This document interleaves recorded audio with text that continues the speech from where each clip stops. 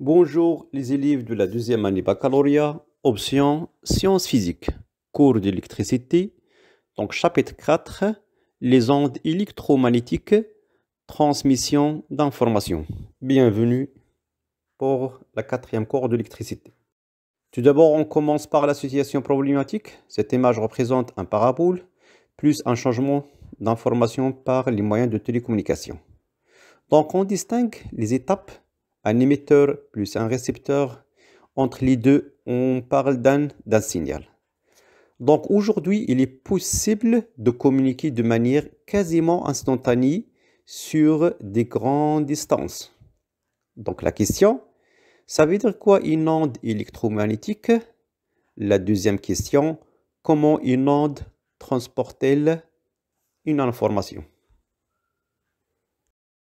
Le premier paragraphe, on s'intéresse d'avoir une définition claire pour les ondes électromagnétiques. Donc, les ondes électromagnétiques, ou s'appellent aussi hertziennes, d'après Hertz, se propagent dans le vide ou dans l'air avec une célérité très importante. C'est la célérité de propagation de la lumière. Est égale 6, 7 égale 3, 10 à la puissance mètre seconde moins 1. Aussi, ils sont caractérisés par leur fréquence, définie par F est égal mu, est égal 1 sur T est égal 6 sur lambda. Donc, une onde électromagnétique est composée d'un champ électrique et un champ magnétique qui se propage tout dans la même vitesse. Donc, tout simplement, on s'intéresse d'avoir les caractéristiques de sa vitesse. Alors, pour notre programme, on s'intéresse au domaine de télécommunication. Donc, les ondes hertziennes sont utilisées dans plusieurs domaines. Parmi les domaines, on parle d'un domaine de télécommunication. Leur domaine de fréquence compris entre 300 kHz et 300 GHz. Ça se voit dans le diapo. Donc, finalement, les ondes électromagnétiques, ou s'appellent hertziennes, transportent de l'énergie, mais ils sont aussi capables de transporter de l'information. C'est pourquoi elles sont utilisées dans les domaines de la communication. La question que je peux poser, comment les ondes radio transportent-elles une telle information? Donc, on part d'un principe très simple. Tout d'abord, on part d'un émetteur, c'est-à-dire le code ou un message faisant varier soit l'amplitude ou la fréquence de l'onde. Donc, soit changer l'amplitude, c'est-à-dire AM, ou la fréquence, on parle de F. D'autre côté, on parle d'un récepteur. Il est réglé sur la même longueur d'onde. Capter le signal, il est décodé pour sous la forme sans image des données. Pour les ondes qui passent par les postes de radio, on trouve deux types.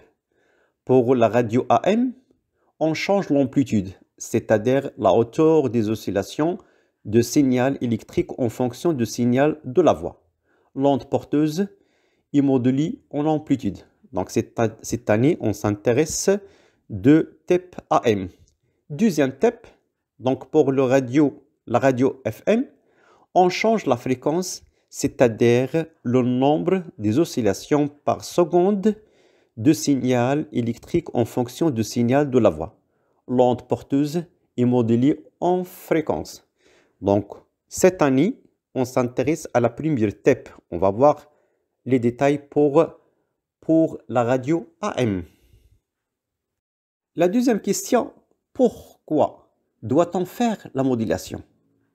La réponse, il est basé sur la longueur de l'antenne. Donc, pour transmettre un signal de basse fréquence, BF, entre 70 Hz et 125 kHz, à une distance grande et atténuée, c'est-à-dire amortissement, et plus la réception de signal nécessaire des antennes très grande dimension.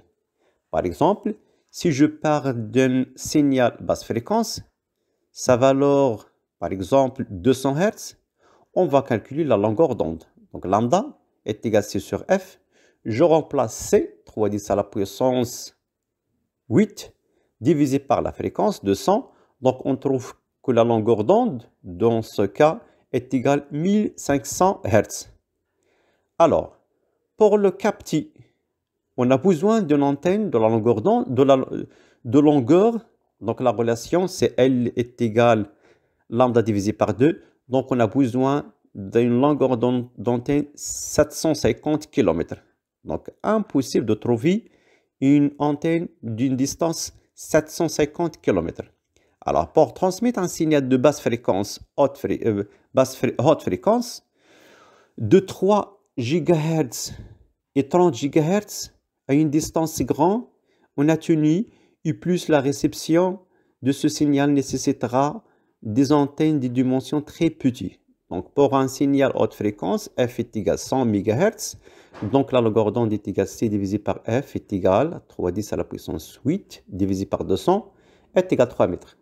Donc, pour le capti, on a besoin d'une antenne de longueur L est égale à lambda divisé par 2, c'est-à-dire 1,5 mètre. Pour cette raison, on doit utiliser une technique qui s'appelle la modulation, qui consiste à transmettre le signal basse fréquence à l'aide d'un signal haute fréquence. Au paragraphe suivant, on parle des différents types de modulation.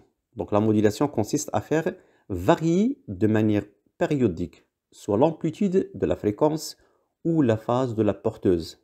Donc, on distingue trois types différents. Premier type, on parle de modulation par l'amplitude. La modulation par l'amplitude.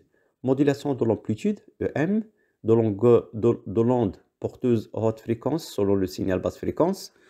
Donc, je peux l'exprimer par U de T est égal à EM cosinus de pi Fp fois T plus phi. Donc, notre programme de cette année, c'est la modulation d'amplitude. Deuxième type, juste ces informations, la modulation de fréquence. Donc, on change Fp, donc c'est Fp, c'est donc normalement Fp, la modulation de la fréquence Fp de l'onde porteuse haute fréquence selon le signal basse fréquence. Donc, c'est hors programme. La deuxième type, on parle de la modulation de la phase. La phase, on change seulement f de t. C'est hors programme aussi.